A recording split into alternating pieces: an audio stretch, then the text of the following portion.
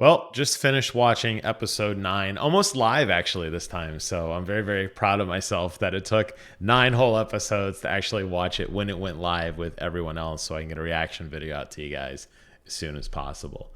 For those of you who have never played the game, you are now going to get to grapple with the very big debate that many of us gamers have had for many, many years as to whether or not Joel did the right thing or not. And while ultimately there are pros and cons and logic and emotions and everything that goes into it, I think the post show wrap up kind of describes it best that there is no right answer. And as long as you understand why Joel did what he did and Ellie reacted the way that she did, then the game did their job. And I think they did a phenomenal job in this retelling of that whole episode of explaining just how far Joel was willing to go. So we saw a lot of kind of scene for scene shots from the game, which I think is always good because I thought the game was phenomenal. We all knew the infamous giraffe scene would take a place at some point. And that was nice to see Ellie being a kid again. We don't know how much time has passed in the television show from the last episode to this episode. Joel was up and around walking just fine, so I'd like to think it was more than just a day or two, but as my biggest criticism with this television show continues, it seemed to be very episodic. So we just quickly jump from one thing to another. Characters are met and discarded very, very rapidly because we have to hurry up and get to the next thing. So we don't really get to see a lot of that healing that Joel does or a lot of that emotional processing that Ellie does in terms of her first kill, which we find out later wasn't her first kill. But the interesting thing was that, it just jumps right in and clearly Ellie is upset, kind of reserved, and Joel is really going above and beyond trying to kind of warm up to her, which is a total 180 from the original episode where Joel is very reserved and quiet, and Ellie is the one who's doing a lot of talking and chatting and such. So it's neat to see that the two characters have almost become sheer polar opposites of their originals. Even Joel says, "Hey, Ellie, if you don't want to do this anymore, let's just go back to Tommy's and hang out." So really going through that last episode, Joel's connection to Ellie is now pretty much rock solid, and he is afraid that something bad could happen to them unless they go back to safety. He's almost kind of lost that fighting edge, which is interesting that he gets kind of caught off guard by the Firefly Patrol group that kind of sneaks up on them. But you see a lot of times he's not really looking that hard. He's kind of got his gun down at his side. He seems to be a little more reserved. That's kind of interesting that he can kind of turn on and off that hunter's instinct so quickly. When he arrives at the hospital, that's when Marlene unveils the news that, hey, in order to try to stop this virus, we think it has a strong success of happening, but it's going to have to cost Ellie her life. One of the big debates of the game, and something that many of us have argued about for years online and talked about and tried to come to terms with, is why didn't they just ask Ellie before they sedated her? Let her make the decision. It seems to me, reading into the finale of the game and of the television show and having the knowledge of what happens in The Last of Us Part 2 with Ellie, seems to me if she had the choice, she would have gone through with the surgery, knowing it would have cost her life, knowing that she could give back. She says something at the end of the show about it has to be for something. All of the people that she has lost along the way, all the memories she's made, all the pain she's endured. She's kind of been cheated of her Valhalla, essentially. And she says something to Joel like, this has to be for something. And he's like, well, it was just a big misunderstanding and everybody's given up and go home and blah, blah, blah. We know that's not true, obviously. And it'll be interesting to see how Ellie reacts to the news when she starts to come to terms emotionally with what happened during all of that. And that's going to be a big part of the next season as they kind of explore The Last of Us Part 2's content. But sticking with Ellie's thought process, I just was shocked that nobody ever asked her what she wanted to do. Maybe Joel wouldn't have had to go Rambo and take out pretty much the entire remaining Firefly force that was established there systematically. And just goes to show how seasoned and ruthless and aggressive of a fighter Joel is when he wants to be. And it just goes to show that there's really nothing that's going to get in his way if he wants something.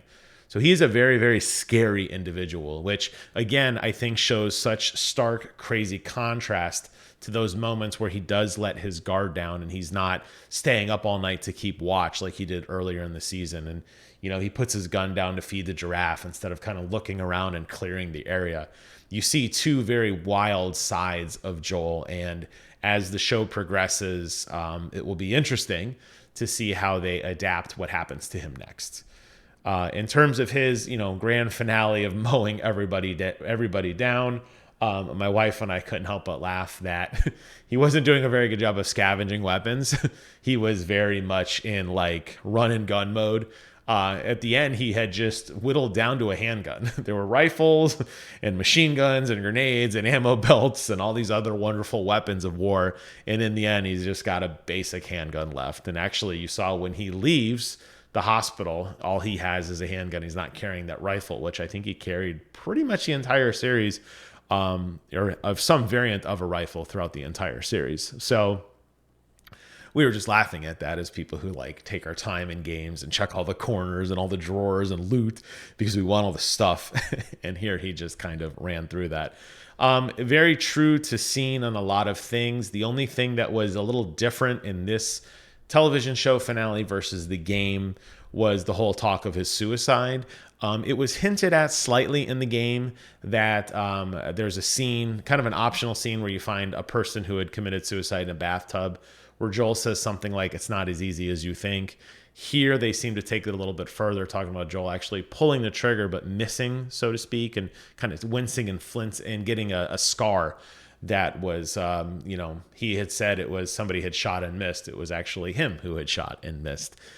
Yet another emotional barrier broken down between him and Ellie, which makes him lying, just completely looking her in the eye and lying to her straight up at the end, all the more hard to take, because now, she's probably going to see him in a slightly different light.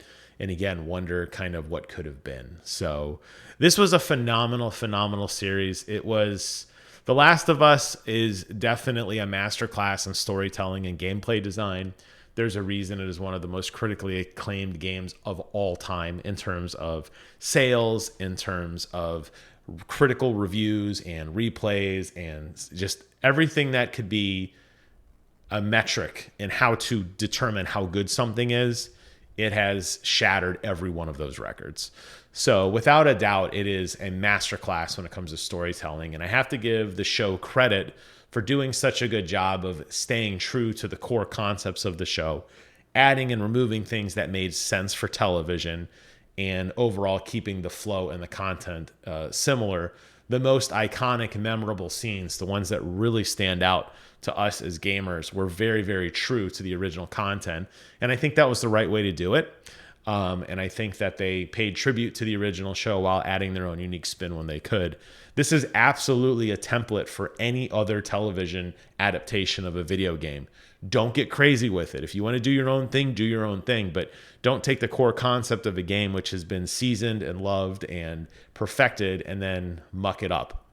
And there's a lot of video game adaptations, both in television and in film and in animation, that seemingly get that wrong because somebody comes in and wants to put their own spin on things. And the reality is, I think they did it right by having Neil Druckmann and the Naughty Dog team sitting in on the production, being directly involved with the production. I thought that was a very, very smart move, and it obviously led to some really, really phenomenal truth to the game. Lastly, I'll say it was nice to see Ashley Johnson being the mother of Ellie, in a way, obviously, being the mother of Ellie already anyway.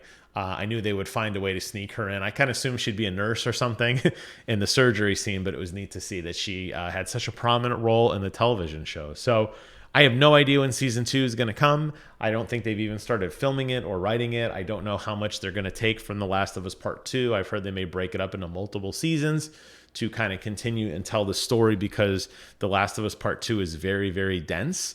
So I don't know what they're going to do there, but it's going to be some time. But This will absolutely leave its mark on television. And again, I hope it is a blueprint for things to come. I can't help but feel pride as a Sony pony saying, yes, once again, Sony has figured out how to do this well. And with the upcoming God of War television show, whenever that starts, you can now have the template laid out. Just stick to the script and don't get cute.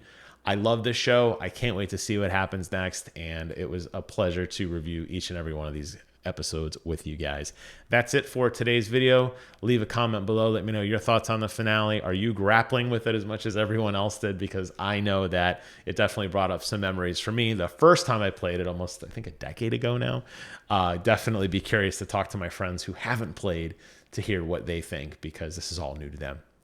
That's it. Thank you guys so much for watching. Take care of yourselves. And until next time, I will see you guys on the other side.